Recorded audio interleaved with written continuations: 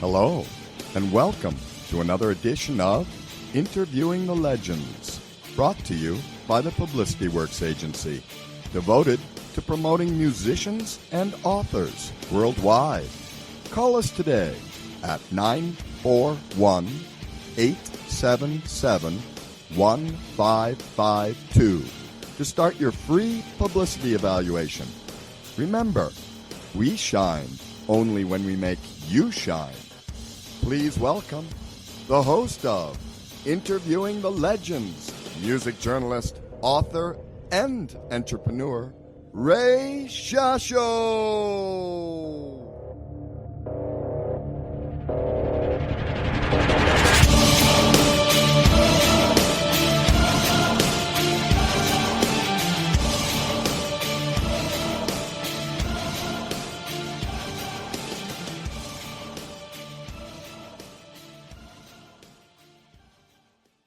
Hello, once again, everyone. I'm your host, Ray Shasho, and welcome to another edition of Interviewing the Legends on BBS Radio, brought to you by the Publicity Works Agency.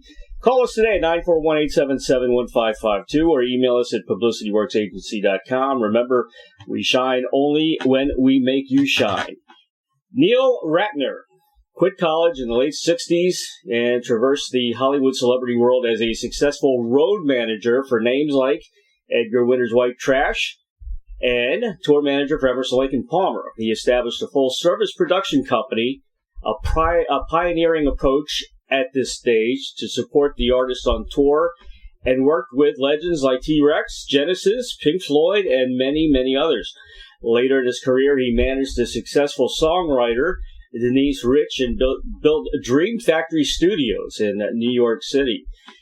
Denise was the wife of Marc Rich, one of the world's most successful commodity traders, indicted in the largest case of tax evasion ever brought against an individual in the U.S. at the time. After a successful career in the music industry, decided it was time to follow his heart and pursue his other childhood dream of becoming an MD. Even though not a single American school wanted to take him, he didn't give up and moved to Mexico to get his medical degree. He made it back into the American system, and after many years of residency, Neil became an anesthesiologist. Those are my favorite people, by the way. Traditionally, anesthesiologists worked in hospitals, but Neil had other ideas. He was the first to take the practice of anesthesia out of the hospital and into the doctor's offices in New York City. When Propofol became available in the U.S. in the late 80s, Neil was one of the first to become expert in its usage, as it was a perfect drug for office use. His relationship with the top plastic and reconstructive surgeons in New York allowed him to treat a number of high-profile patients. That is how Neil met Michael Jackson. He became his personal doctor and a close friend. They had a lot in common. Neil accompanied the star from late 1997 until his last performance in 2001. Neil became a trusted friend of Michael's from 1994 to 2002, periodically going on tour and spending time with Michael at Neverland. Rock Doc is Neil's remarkable journey about rock and roll and Michael Jackson, Nelson Mandela, a prison sentence with very unexpected results, and how helping the poorest of the poor became a key part of his life. Please welcome anesthesiologist, musician, and author Neil Ratner, the Rock Doc, to Interviewing the Legends. Yay, Neil! Thank you, Ray. That was a very nice introduction. Thank you. You're very welcome. Of course, there's a lot more, but I can't get it in. That's enough. That was enough, right? It's hard to hear all that about yourself. Oh, God. I don't think it's me anymore. It's like you're talking about. Well, I hate to say it, but Propofol is one of my favorite drugs, only because I've had a lot of procedures done, and that's the drug that relaxes you, and it really prepares you for lights out, and I think it's a great thing, and it doesn't make you sick, and like a lot of anesthesia products do. And you're basically one of the, I guess, pioneers of bringing that, to the office, which I've had procedures done in the offices too, as well, which is pretty cool. Yeah, well, back when I finished my anesthesia residency, I wasn't sure what kind of anesthesiologist I wanted to be. I had spent so many years education and hospitals. I certainly didn't want to be a hospital-based anesthesiologist, but as an anesthesiologist, there weren't that many choices. And then when I looked around, I realized that doctors in New York City were not operating in their office except for very small cases where they'd give a little touch of Demerol or Valium or something. And I realized the reason was anesthesiologists were not comfortable going into an office alone with drugs and monitors that existed back in those days. But having been in the rock and roll business, I had a much different perspective.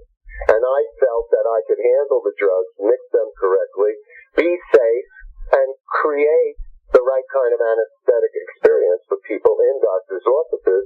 So I decided to take the leap and do that.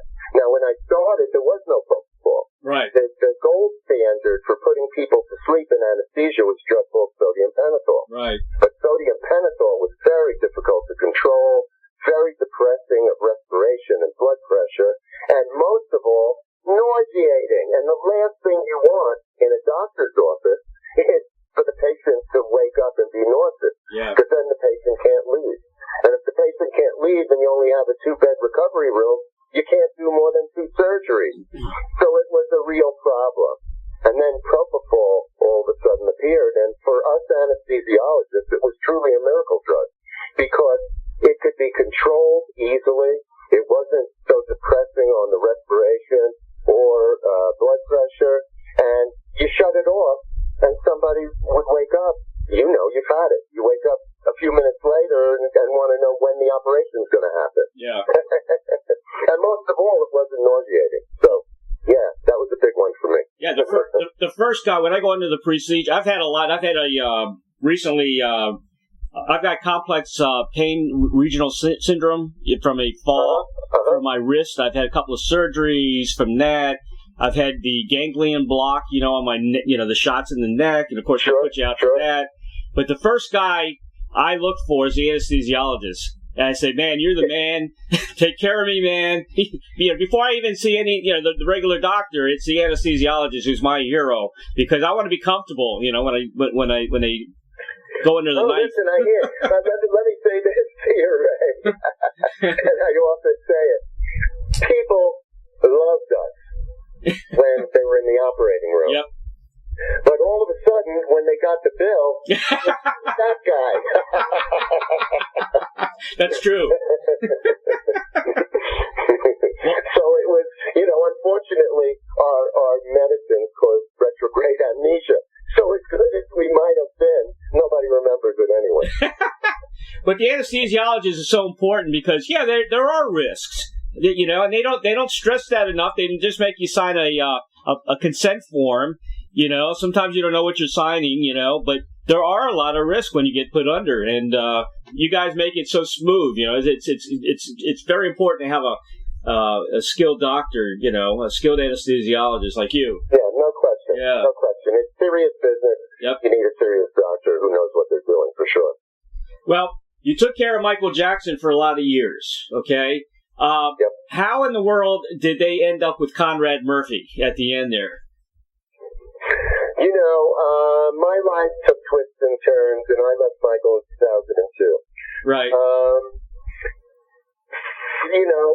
I know is the things that I've read. Right. And from the way it seems to me, Michael wanted somebody to create the treatment that I had successfully created to him. And apparently he wasn't as aware of the risks and the fact that it needed to be an anesthesiologist. And so somehow Dr. Murray came into the picture and agreed to do it, even though he wasn't really expert at it, and we all know the outcome. So he just administered way too much, I guess, and he was implicated for this. I guess he went to jail for this too. Right? Yeah, he went to jail for it. Again, the best thing I could say about that is he wasn't an anesthesiologist. Right, exactly. Therefore, he should never have been doing it. It's so sad, and I know they just hired the guy. He hasn't been with Michael a long time. He was pretty new, I think. seems like that's again, I only know what I've read, and I've read what you've read. And, Yeah. Seems like somebody knew him, and he stepped up to the plate and said, "I can do this," and that's great. That's a shame. Comfortable, and that was that. That's a shame because he trusted you for all these years, and then they go to someone else out of the blue, which it's very unfortunate. Rock and roll, man. Rock and roll, yeah, exactly. Yeah. A lot of people miss Michael. How is Michael? What's your take on him as a person? And I knew Michael in a much different way than anybody else from the general public. Certainly, he was my friend. He was a good friend. Mm-hmm. He was a guy that I could talk to about anything. That I would talk to like I'm talking to you. We laughed a lot. He had a great sense of humor, and he was very spiritual, which people don't know. He was an avid self-help reader, and turned me on to many great self-help books. And he was just a good guy, just an all-around good guy. I mean, unfortunately, I think he created an image for himself, which then was very difficult to handle and control, and it sort of bit him in the ass a little bit. Right. And of course, Michael was sort of shy. And so, he didn't let many people into his inner circle. And as a result, he was kind of a lonely guy much of the time. It seemed like he was a lonely guy. You just get that impression, and... Well, he created this world where he couldn't go and do the things that he wanted to do. Yeah. And so, and then he wouldn't let people inside his life. Yeah. Except for very few. So, that's the recipe for loneliness for sure. I never understood, he was a good-looking guy ever since he was a kid, I never understood why he wanted to go through that facial cosmetic transformation, to change his appearance, because he never... There's a condition called, and I talk about it in the book, called body dysmorphic syndrome. Okay. It's a psychological condition where people are never satisfied with the way they look. Really? And yes, and unfortunately, I think Michael suffered from this. Yeah. It started because he didn't like his nose. Huh. He had the kind of nose that he felt he needed to change. But of course, once people start with cosmetic surgery, sometimes it's a never-ending battle because you're never getting it the way you exactly want. And there's always another surgeon who says, "Oh, no, I could do it better than that guy. I'll give you what you want." Yeah. And, it's kind of a vicious cycle with no good ending. And, of course, in terms of the bleaching of the skin, Michael had vitiligo. Oh, he did? Which is a condition where parts of his skin would depigment. Right. So he had these white blotches all over his body. And as a performer, he couldn't deal with that. And he couldn't make the white blotches darker again. Mm-hmm. So the only thing he could do is bleach the dark skin to match the spots. Yeah, he really transformed into a different person. Because, when you see his old videos and, him with the Jackson 5, I mean, he was a great looking guy. Yeah, Not to him. Yeah. Seems like there's a lot of people that are addicted to plastic surgery. One comes to mind was Joan Rivers. And again, that's another tragedy. What happened to her? Was there an anesthesiologist on board at that place? Do you know? Again, that was another Propofol tragedy in a sense.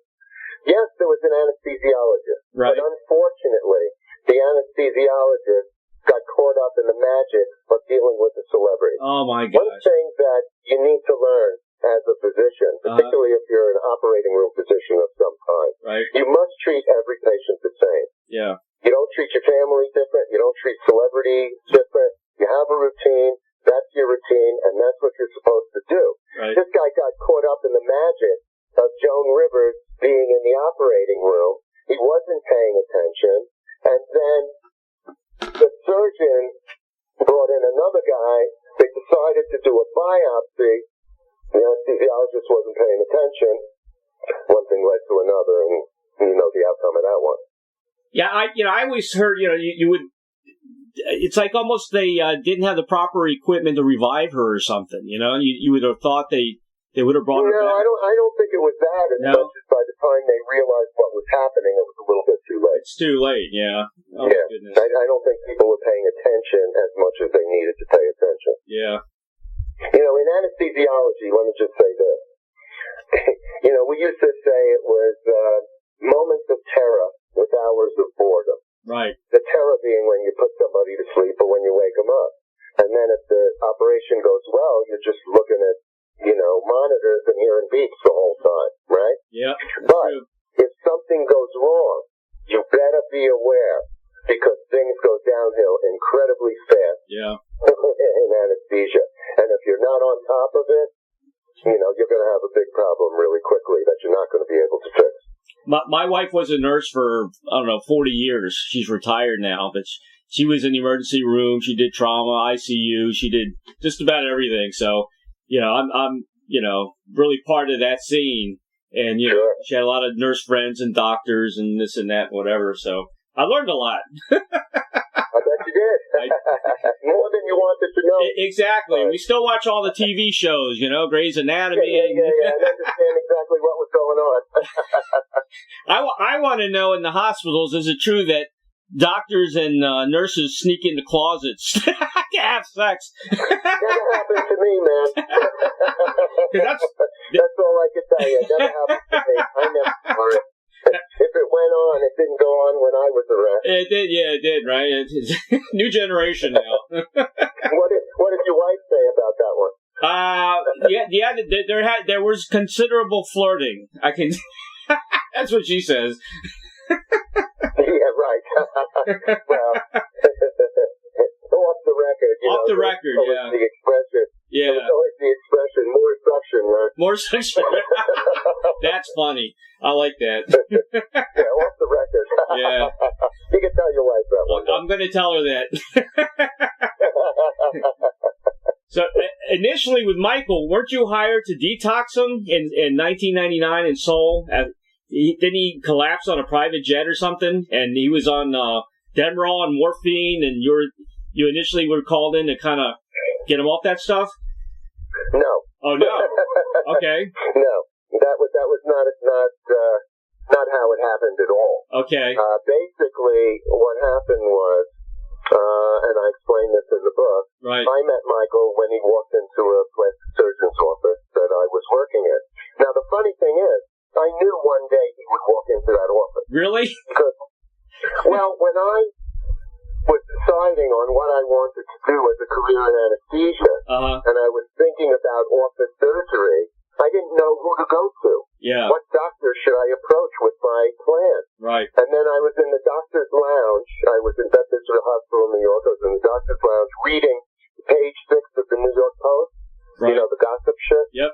And I read that Michael had gone to his favorite New York plastic surgeon, Dr. So-and-so. Right. And I realized that Dr. So-and-so was somebody in my hospital.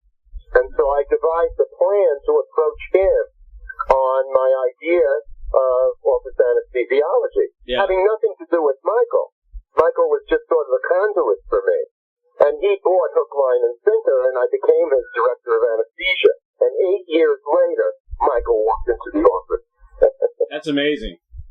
It's an amazing story. And you were at Neverland a bunch of times. I just wanted to clarify something from the last thing. So he walked into the office. Okay. I gave him anesthesia for a little procedure, but we became fast friends. Right. I was a real music guy. You know, he liked me. I'd never seen a doctor like me. I liked him. And we developed this intense relationship really over the telephone, occasionally seeing each other, but mostly over the telephone. Right. And then he started to come to New York, and he was spending a lot of time in New York because he was supposed to do, it was a comeback concert for him. He was going to do 2 nights at the Beacon Theater with Marcel Marceau as his guest, and it was an HBO special. And so he was in New York a lot, and he was showing up at this office a lot. And then on Thanksgiving Day, I'll never forget it, I think it was 1995, he called me up, hysterical crying, and asked me to help him. And so my relationship as his private physician developed from that, really. Yeah. By the time 99 came along, I had already been working with him for about 5 years on and off. Yeah. Were you at his funeral? No. No. Yeah. And, I don't think, back in the day, I'm not sure how comfortable his management was with what was going on. Right. So I was not in that circle to be invited to any of that. His father was a tough guy, too, wasn't he? As far as managing Michael and, very strict, I guess, right? Well, he didn't have the greatest childhood. Yeah. And his father was a taskmaster. His father wanted to make the Jackson 5 successful, and he really didn't have much regard for the fact that they were really children, and Michael was just a little child. Yeah. What was Neverland like? I know now Neverland is not. I mean, it pretty much got deserted after he passed away, and I think it's still on the market for sale. I think it is too. I had heard that the kids got involved, and they were just trying to make it into a reasonable, peaceful kind of place. But I'm not sure what happened in the end. It was an amazing place when I was there with him, though. Especially the first time I went there, and he gave me a private tour. It was really quite incredible. They should have made it into a museum or something, That would have been great, but, I think there were financials involved and all kinds of crazy things, so. Well, let's talk rock and roll, man. I can't believe... How did you first get involved in rock and roll? Well, I got involved in rock and roll as a kid because I wanted to be a rock and roll drummer. Right. And so growing up in grade school and high school, I played in the school orchestra and I played in the marching band. Right. And I had my own band, and I had hoped, that I would get a record deal. Of course. I'd have to go to college. But of course, as fate would have it, that didn't happen. And, education was important to my family, certainly. And so I decided I would pursue my other dream of being a doctor. The thing was, something happened to me in between my sophomore and junior year of college that changed everything. I was pre-med at the University of Vermont, and I was looking for an advantage to be able to get into a medical school, because as you know, medical schools are very difficult to get into with very few spots. Yep. And so I was able to secure a position in a training program to become an operating room technician in New York City. I had to take an apartment, and I took an apartment in the summer of '69 in the East Village of New York, 2nd Avenue, and the 1st and 2nd Avenue and 13th Street. And in '69, that was a crazy place, the East Village of New York. I mean, the Fillmore was down the block, and the Anderson Theater, and the Electric Circus, and hippies all over the place. And as fate would have it, I move into this apartment, and I hear music coming from upstairs. So I have to go investigate, and I go and I knock on a door, and who opens the door but Rick Derringer? Yeah. I didn't know who Rick Derringer was at that particular moment, but we became friends. He played me Hang On Sloopy, and he proceeded to tell me that he was starting to play with this new guitar phenom from Texas named Johnny Winter. Right. And so Rick and I, had a great summer. I spent the summer hanging out with him. He was also involved with the Andy Warhol people. Yep. Took me to the factory, and I met Andy and all those people. It was an amazing summer, and when the summer ended, I said, Rick, he had heard me play because I had a band that summer. I said, get me a gig as a drummer. Right. Well, 6-8 months later, he called me up, and I thought he had a gig for me. Right. And he said, Johnny got a brother named Edgar. Edgar's got a band, and I was ready for him to say, and you're going to be the drummer. And he said, we want you to be the road manager. How about that? And I said, road manager? Yeah. And Rick said, no, do it. You'll meet people. You'll be good at it. Who knows where it'll go? And so I quit college, and I became road manager for Edgar Winters White Trash, starting me on a 5 to 6 year adventure in the music business. What a break, though, huh? Yeah, really. Man, people dream about a break like that, and you knock on a door, and there's Rick. There's Rick. Just like that. Unbelievable. You know, Rick lives a few minutes away from me here. I'm in Bradenton, Florida. And yeah. He told me he was living in Florida. I reconnected with Rick about a year and a half up here, and I surprised him. And we had a really nice evening together. Yeah, he's a good guy. I've seen him at Macy's a few times. Him and his wife, Jenda. You know, they're Oh, yeah. I never met Jen. I knew his first wife, Liz. Right. They're good people. Really good people. Yeah, terrific people. Terrific people. I think, but I had Bobby Caldwell on this show. He was a drummer for, I think, Rick and Edgar. Yeah. Also. No, I'll tell you a story about Bobby Caldwell. Okay. There's a story about Bobby Caldwell in the book. So I'm road manager for Edgar Winters White Trash, and all of a sudden, it looks like my chance is going to come. Our drummer, Bobby Ramirez. Right. Sad story about him, but his hands look like raw meat. And he played the drums so tough, man. His hands look like raw meat. I had to take him to a hand surgeon. Right. And he needed an operation.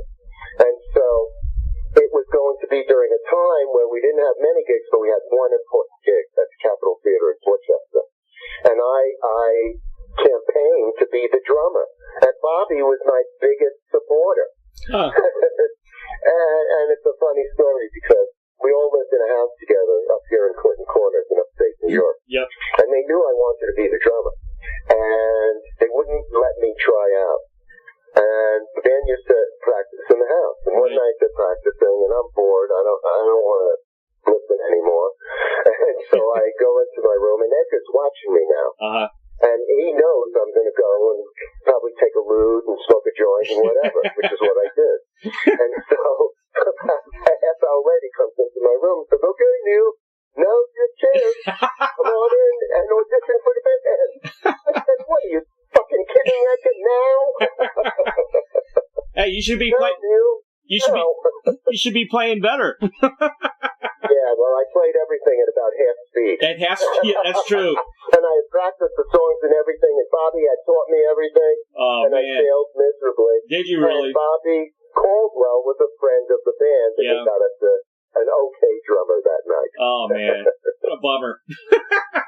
Yeah, well, the band, apologized to me afterwards. Yeah. You were right. We should have used you. Yeah, great. Yeah. I've interviewed a lot of guys from the original Woodstock. Greg Raleigh, and they were telling me, and Peter Rivera from Peter wasn't at Woodstock, but they were telling me how they were all, especially Santana, was all on acid. I'm not surprised. I can't imagine being on acid and with all those people in front of you, and just it depends on the acid too, right? Well, and it depends on your head. Yeah, yeah. Setting, as they say. So, they pulled it off. Peter Rivera from Rare Earth, he, when he plays, and he sings too, they both, he closes his eyes, and he still does that because he took acid and couldn't handle it, and he would close his eyes while he was playing, and he still does that today. I'm not surprised. Yeah.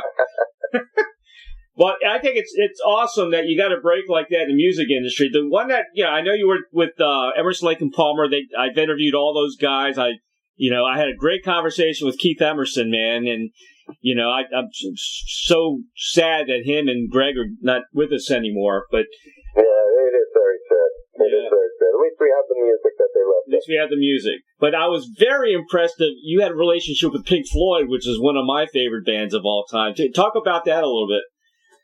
Well, when I got to England as the tour manager for Emerson Lake and Palmer, I was surprised to find that an old girlfriend of mine from the University of Vermont was living in London and had married a guy named Peter Watts. Right. And Peter Watts was the chief sound technician for the Pink Floyd. Right. And so I reconnected with her. Her name was Buddy, and she introduced me to Peter, and Peter and I became great friends. When the time came that I was ready to leave Emerson Lake and Palmer, I had this concept of an all-in-one production company: sound, lighting, trucking, everything a big band would need to go on the road, I would provide for them. They only would have to call one person. And Peter knew that was a great idea, and he knew a lighting company in London called Kelsey Morris. Mm-hmm. And it was made up of two guys, Bill Kelsey and Jim Morris, and the two were splitting apart.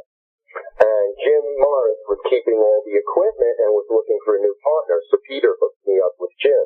And we formed this all-in-one production company called Circuit Balance. Right. It was a very successful concept. We did some things for the Bee Gees and Genesis and some little stuff. And then I went back to ELP, and they loved the concept, and so I did the brain salad surgery tour. Wow. And then Peter had taken the Floyd out on the Dark Side of the Moon tour. The first Dark Side of the Moon tour, they actually went and tried to do the album before they ever finished recording it. Right. They went out on a normal English tour, and it didn't go well. And Peter and the lighting guy, Arthur Max, realized they didn't have enough equipment to do the kind of production that they wanted to do. And so Peter came up with the idea of combining forces with my company. And he went and talked to Steve O'Rourke, who was the manager of the Floyd at the time. I went to see O'Rourke. And we came up with a deal where I would combine forces with them to do the Dark Side of the Moon tour. So the next time they went out, which was, I think, in March, in America, it was the combined forces of all of us. And then we did that tour, and it was so successful, Floyd wasn't going out on the road anymore, and O'Rourke said that we could keep this conglomerate of equipment together, and so Peter and I went and solicited more work, and we did the Three Dog Night, and we did T-Rex, and we did a couple of other bands as well. It was very successful. That's incredible, especially the Dark Side of the Moon tour. I mean, that had to be a massive, production. I mean, it was a massive production, and I have to remind people that this was in a time with no cell phones, no computers, and you can only imagine how difficult it was to keep all these things together. It was quite a chore. I mean, it was an amazing tour, but of course, back in the day, you're on the tour, it's just another tour. Right. You know it's great, but you don't know what it's going to be retrospectively. And plus, they didn't have all the musicians on stage like they had recently. A couple of guitarists, a couple of drummers, backup and all that. It was just the four of them and the girls singing in the background, I guess, and that was it. That's it. Yeah. That's it. Yeah, that's it. A sax player too. No, the sax player. Right. That's right. Yeah, that sax player and it had girls, but other than that, it was just the four of them. And you had the movie screen right on top, I guess. We had everything. Yeah. We had the airplane that right. flew on the guide wire and exploded over Nick Mason's head. Yep. I even, on some of my trucks, I had huge 40-foot panels painted with the Dark Side album cover. Right. And we would drop the trailers when we did an outdoor gig on either side of the stage so that you can see that prism and stuff on either side of the stage and 40-foot murals on the truck. I mean, we did all kinds of things, which was unique and different for those days. Well, I want to personally thank you for all you did for all those bands and Pink Floyd especially, because those effects, I mean, to me, I saw Pink Floyd several times. They always had the best stage production. Their music, was like listening to the album when you see them in concert. It's, to me, the best show ever that I've ever seen. Well, these guys were serious. They wanted to be their show better than the album. Yep. Not even as good. They wanted it to be better, and they worked very hard every night to make sure it worked. Do you have any good road stories about being on the road? Anything funny? Do I have any good road stories about being on the road? Like what? Anything crazy that came to mind, or? Well, I tell a couple of crazy stories. I'll tell you one crazy story. Okay. When I first got in the business and I was Edgar Winters road manager, I worked for a guy named Steve Paul. He was their manager. Right. And I remember early on, Steve called me and said to me, "Who's your road crew?" And I thought to myself, what is he talking about? I don't know. What do you mean? He said, well, you need a road crew. You better go hire a road crew. So I didn't know from road crew, so I just hired my friends from college, guys who didn't want to be in college anymore. Why don't you come down and be the road crew?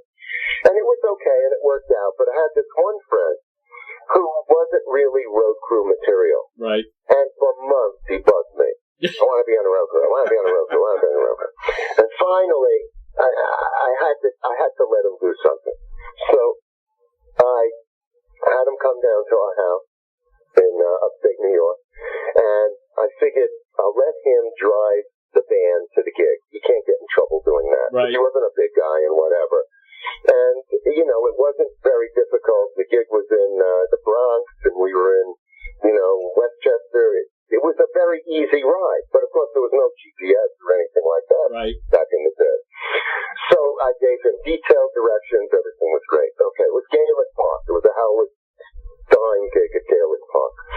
And so I got to Gaelic Park early, and I'm there, and you know, we were sandwiched. There was a three band show, and we were sandwiched in the middle. And the first band went on, and no, my friend's not there with the band. And of course, there's no phone to call him or nothing. And I'm getting nervous. And now Howard Stein comes to me and he says, if the band's not here in 10 minutes, I'm pulling you from the show. I said, what do you mean you're pulling me from the show? And he said, you can't do that. He says, I have to do that. I have a curfew and blah, blah, blah, blah. And so we are already set up. My road crew had already set up to just push the stuff, you know, or up when they push the other band stuff behind. They're on their last song. My road crew's getting ready to put the equipment up, and Howard comes to me and he says, break it down. You're not playing. I said, no, Howard, you got to give me 10 minutes. 10 minutes. Just give me 10 minutes. And I'm freaking out. And then all of a sudden, like 9 minutes later, Kenny pulls up. Everybody is screaming at each other. What's wrong? You got lost. We drove, and we got lost. Blah, blah, blah, blah, blah, blah. Okay. Howard says, all right, you could do 2 songs, 4 short and sets. That's all I can let you do. All right, but at least we got to play, right? Yeah. So we did the 2 songs. And now, you know, my friend Kenny, you know, he's feeling real bad. Right. You know, because he realizes he screwed up really bad. I don't know what to do with him. I said, just go with the road crew and figure out some job for yourself on the way home. I was just so disgusted with him. So one of the guys in the road crew took off with a chick, and he leaves my friend Kenny to drive the truck. Kenny never drove a truck. Jeez. So Kenny drives the truck, and he's got to go and put the truck at the Holiday Inn at LaGuardia Airport. Got a room there that night because we're loading out the next day to fly to California. And so I get back. I expect to hear from Kenny, and phone call, and I could tell something's wrong. What's wrong, Kenny? Well, you know, I never drove a truck. Okay. So you know how with these hotels you have these concrete overhangs? Right. He drives right into the concrete overhang, heels off the top of the truck. Holy crap. Damages the concrete, the truck. Luckily, the equipment was okay. Oh, man. I couldn't believe it. I told him I never wanted to talk to him again. and that was that, man. But, of course, we're friends to this day, and we laugh about it now. Oh, my goodness. That's a great story. Was that story in the book? Yes, it is. Oh, man.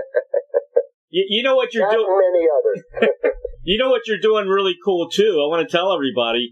You've got these little snippets about your history with all these great legends on YouTube, and you tell little stories. You've got, like, I don't know how many videos on YouTube talking about all these, you know, really cool, you know, small biographies of bands that you talk about. So I want to make sure everybody goes on YouTube to find you, because you got a lot more to talk about. I appreciate that, Ray. Yes, I have a YouTube channel, Neil Ratner Rock Doc, and on Facebook, Neil Ratner Rock Doc. Every day I post rock and roll stories. Been doing it for the past 5 years. It's awesome. I've got a good following there, and I do live videos. So follow me on Facebook, Instagram, YouTube, as well as buy the book.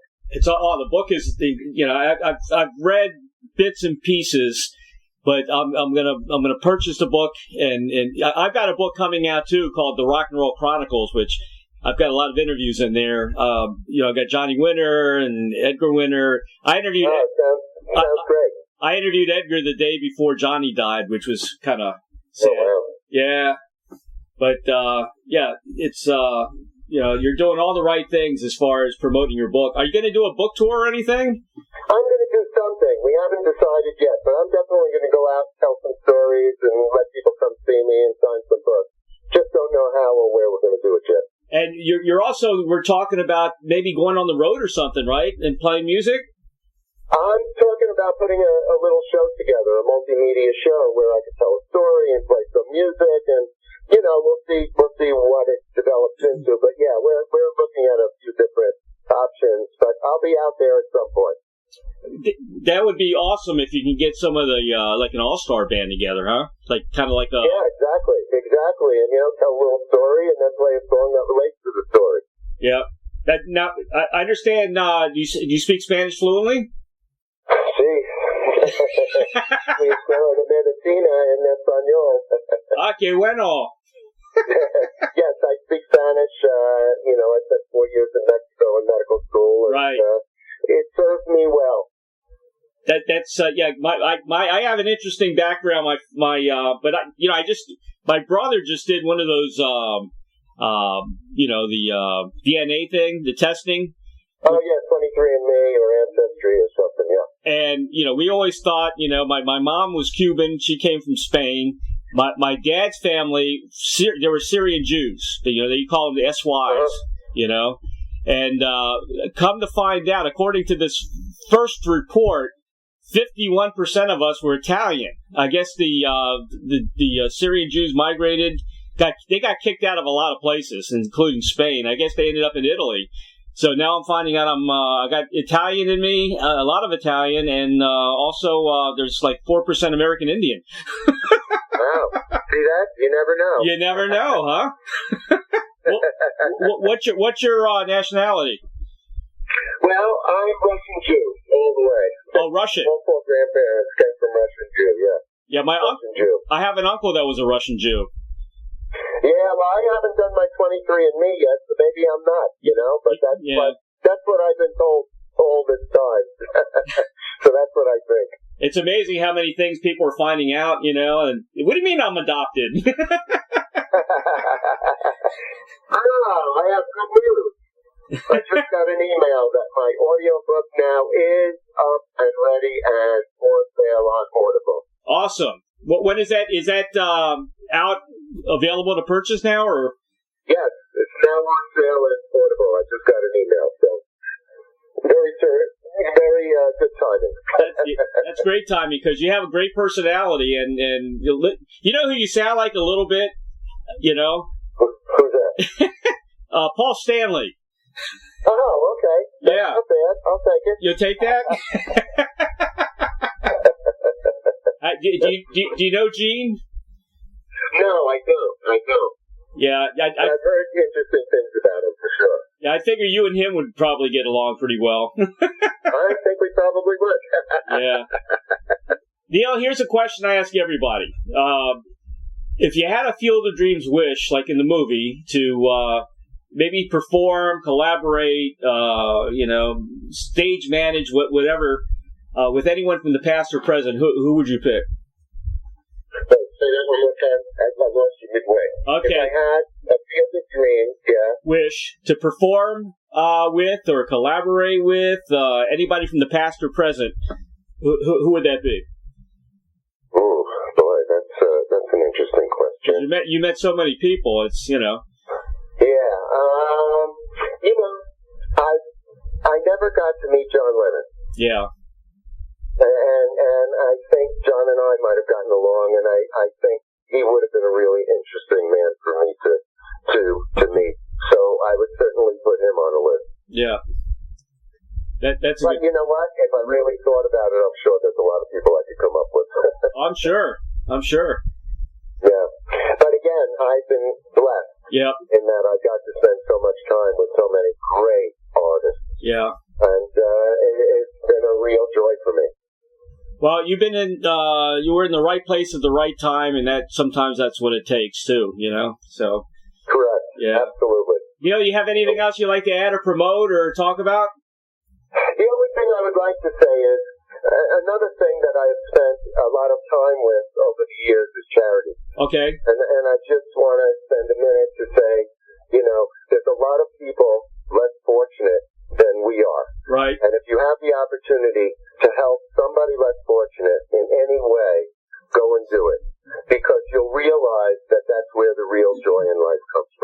agree. You had a special relationship too with Nelson Mandela, right? I did, and I thank Michael Jackson for that.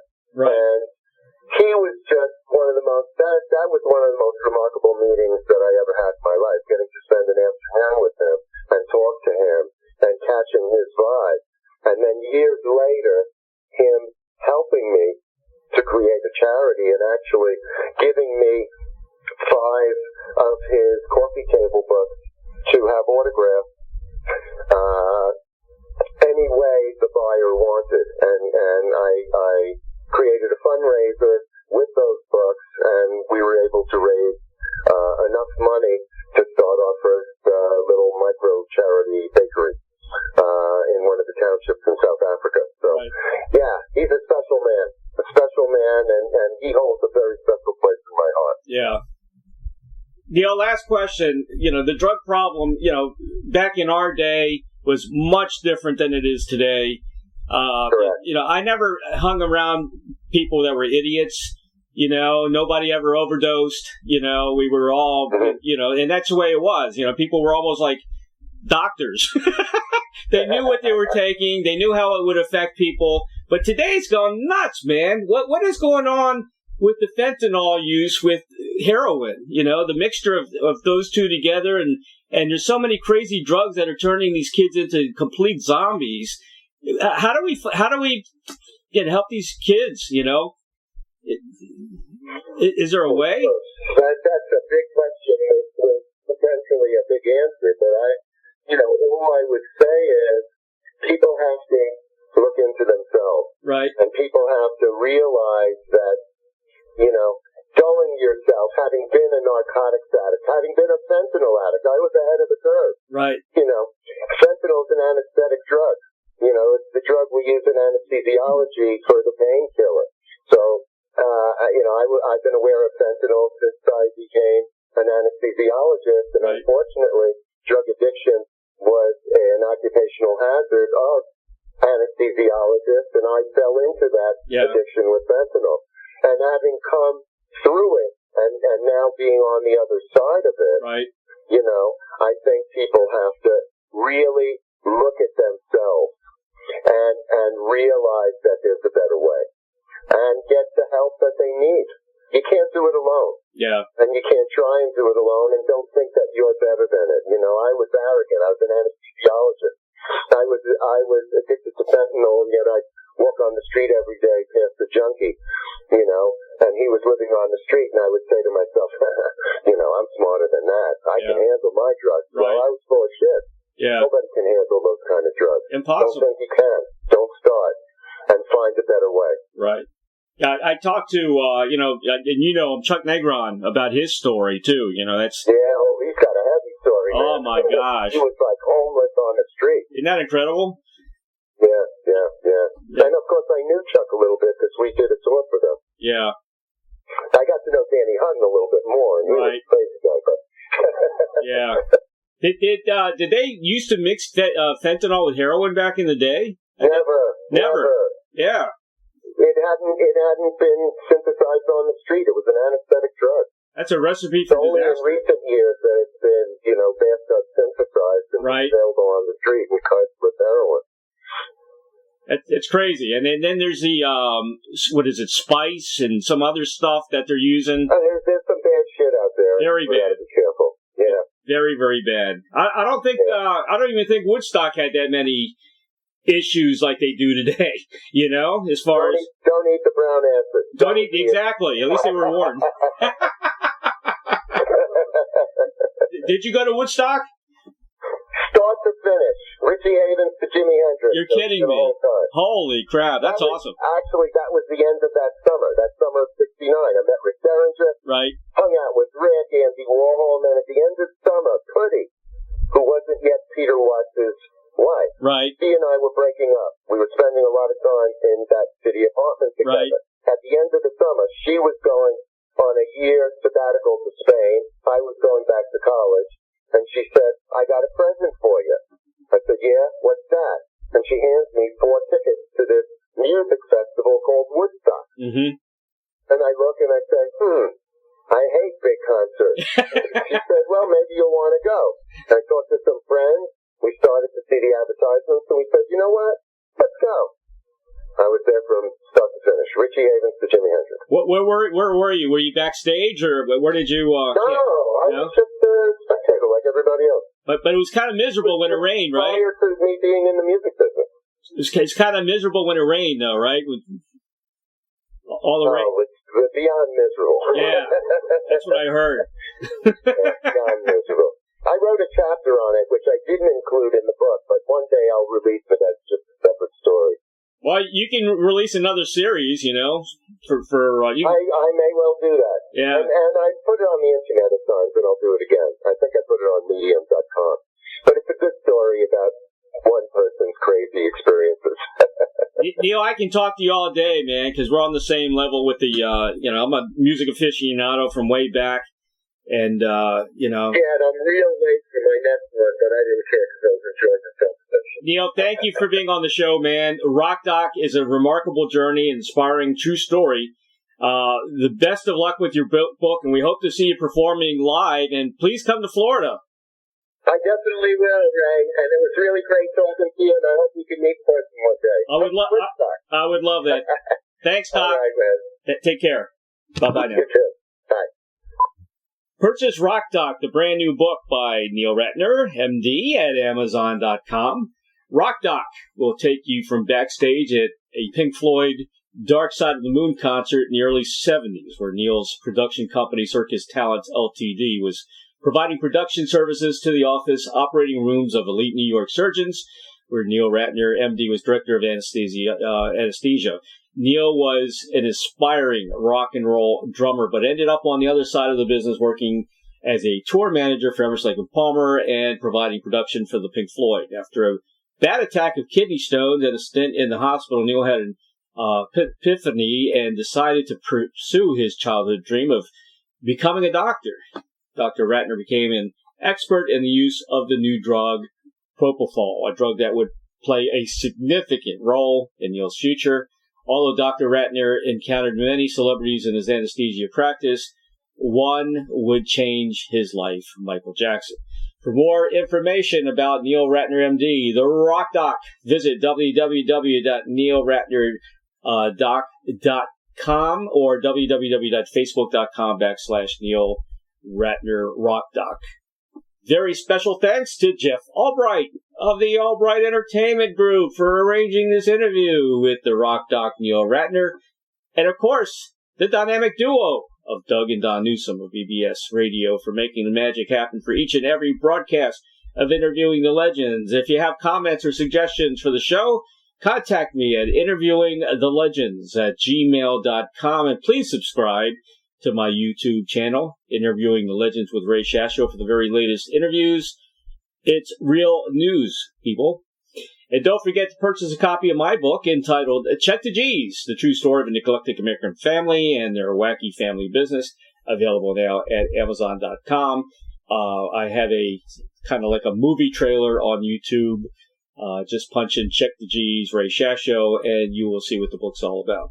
And believe me, you will live the story. Have a great week, everybody.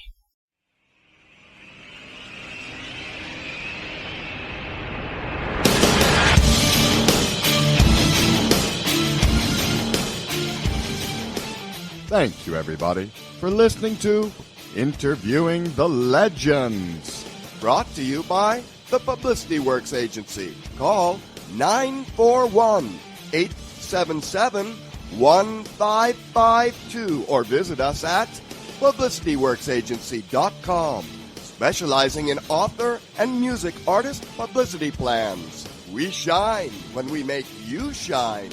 Tune in to Interviewing the Legends every Tuesday at 7 p.m. Pacific Time on BBS Radio, Station 1.